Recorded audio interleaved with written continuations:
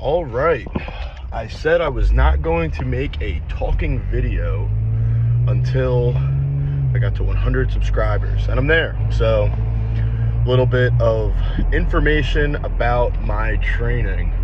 So, today I worked up to 780 pounds for 2 on the trap bar rack pull, I guess you could call it. I think I posted it as the ego pull. But I'm getting a lot of comments from the few people who watch the videos that, oh, this is just a big ego lift. Well, you're not wrong. But the way that I'm utilizing the lift is for, I got up to 760 pounds on the trap bar deadlift off the floor. That footage is on my channel last summer. And when I went right back to try and do trap bar deadlifts again this summer, 650 felt impossible. So I was like, damn, I haven't really done much strength training this last year. How am I gonna get my nervous system back to where I need it to be? So I decided I'm gonna work off of the pins. Now, last week I went up to 2 pins and I got 750 for 2. This week, I went to the first pin, which you'll see in the training footage, and I got up to 780 for 2. So next week, I'm gonna go back to the floor, and hopefully 700 isn't out of the reality for being able to be the first day pulling it back off the floor. Now, I understand this isn't gonna work for everyone. I already have reached some weights with this lift that you're never gonna just be able to maintain that at all times. Like, I would consider the 760 when I was fully peaked, which means that I trained upper back, I was doing pull-ups, I was doing a lot of rows, a lot of pull-downs, and I was really strong, and I got to 760. Well, I haven't really been doing that stuff. I've been doing a lot of pressing this year, mostly overhead pressing. So if you want to know if there's any carryover from the overhead press to the trap bar deadlift, there's absolutely none. So that is, I think, how I would explain best the trap bar deadlift where I'm currently at with this variation. Now, I understand it's a very small range of motion, and it's still going to overload the hell out of your traps. They're not supposed to be able to hold, 800 pounds in your hands. And the thing I like a lot about it is it takes a lot of the leg drive out of it, because I still want to, tomorrow I still want to be able to either squat or do RDLs, and I don't want my legs to be toast, but I do want my upper back to get a great stimulus.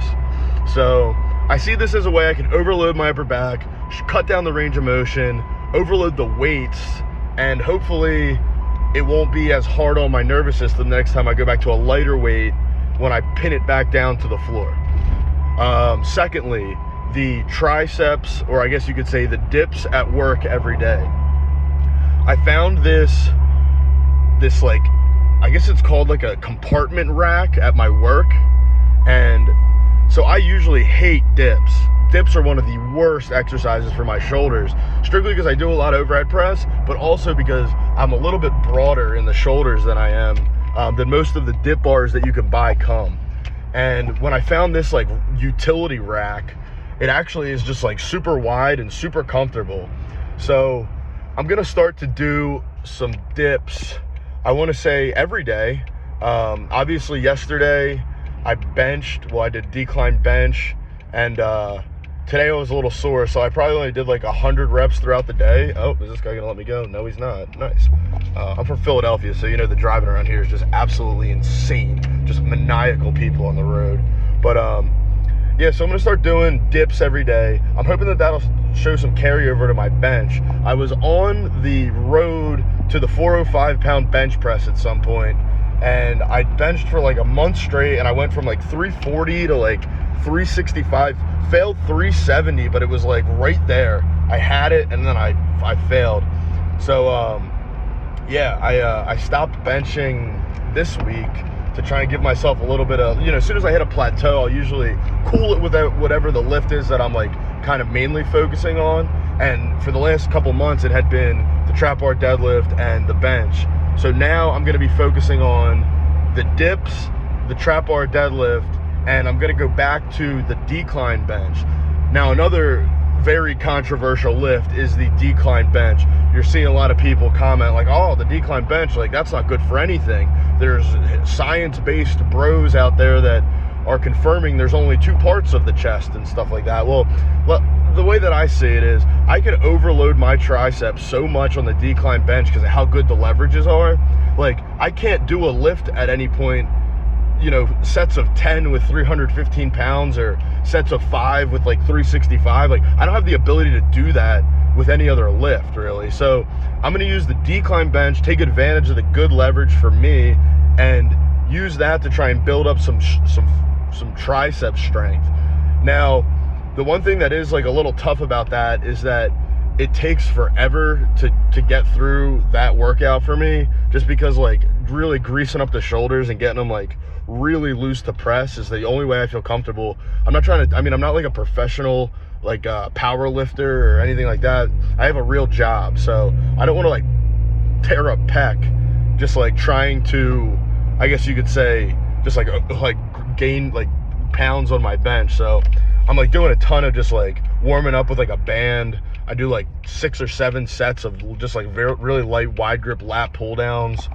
I'll do a couple like banded tricep press downs to make sure that I'm like nice and loose there.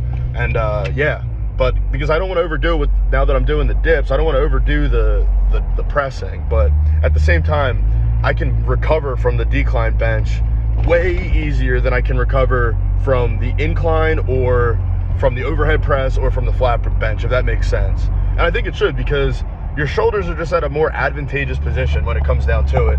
You're under the bar as if you're like trying to get like a powerlifting like arch, but your feet are just not on the ground, so it takes the leg drive out, so you're just kind of pressing from the same angle. You're just like already set in that little like position that you're trying to get in anyway for a strong flat bench. But when I flat bench, it takes me a couple days to feel comfortable going back to it, whereas when I decline bench, like every other day, I'm like, wow, I feel like I could probably throw 5 pounds on that like I went for 2 for 405 this past time. And I got the first one so easy. I was like, damn, I've never done 405, but I feel like I have a second one in the tank. Failed it, but now, like, either I said tomorrow I'm going to do some leg work. I would say probably Thursday, like, I'm going to get right back in there and decline again. The decline bench is like something that I just think is a great tool that people discard because they think it's like a meme, but I don't know, whatever. So yeah, that takes care of the trap bar, the dips, and the decline bench. Last, the home gym. So I lived in a little place called Bridgeport, which is right outside, Jesus Christ, these mufflers, right outside of Philadelphia. And I had a sick little setup. It was just that it was in my room. I had weights. I just have a rack, 390 pounds of weights, a barbell. Well, I just moved to Conshohocken, Pennsylvania, which is about 50 minutes from where I used to live. And let me tell you guys, I have a full basement gym getting ready to be set up. So I'm gonna move the rack, the weights, it's already over there in the basement. I'm gonna buy like a lat pull down. I'm gonna buy a dip station, hopefully something. I might just buy one of these utility carts for my work, honestly. Like, they seem like they do the trick. I foresee myself getting some bumper plates just because I'm not trying to just absolutely demo the the concrete in the basement. I'm sure my roommates would love that. But yeah, so I foresee myself getting some mats, some bumper plates, the lat pull down plate loaded, of course, some sort of pulley. Well, the lat pull down, yeah, it'll be plate loaded, and I'll have plenty of weight for it. And then I'm gonna get a couple specialty bars. I like doing overhead press with the multi-grip, like football bar, where you can like kind of use wide, narrow, and then it's on like an angle, so it like feels really good on my shoulders doing pressing with that. But yeah, I'm excited to start making some gains in this home gym. I've never had a full-on home gym. I had one at a house when I lived down in Philadelphia, but it wasn't any of my equipment, so I was like always super careful. I didn't want to break the rack or like drop weights in like my buddy's basement, whose house I was like living in at the time, because I just didn't want to have to deal with like any of that. But now that it's my own domain, I'm the king of that castle. Like, I'm really gonna start running it up down there, and you'll start seeing I'm gonna get some lights, some pictures on the wall, obviously. But yeah, I'm really excited. This video is going pretty long. I'm currently on my drive back to work. Gonna eat this. I got some like beef and mashed potatoes that I made before the lift. But yeah, I'm excited to start getting strong this winter time, and I'll have more speaking updates to follow, considering now that it seems like I've got at least like 20 or 30 or so people that consistently comment on the videos and like ask me for like advice on like why I'm doing things, or like, even, I mean, I understand if you don't like something I do, or you think it's like not optimal, like I totally get it. Like, it's not all one size fits all, but at the same time, like, what I do for my training is just basically use myself as like a science experiment. And when it works, I keep doing it. When it doesn't work, I discard it.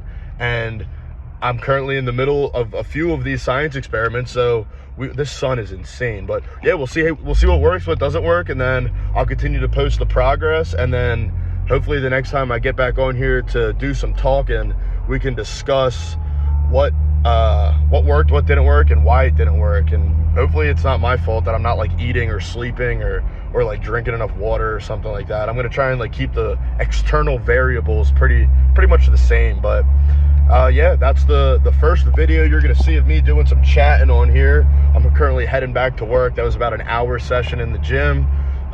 Check out the training footage and like the channel if you, or share it with other people. This lighting is insane, I'm telling you. This sun is just burning my eyes. I need like sunglasses or something. But yeah, like the videos, share the channel with buddies that you think are, you know, into heavy lifting, getting strong, strength training, all those things that, you know, guys do. I think that we could create like a little community here, bounce things off each other, and, you know, hopefully make some gains in the long run.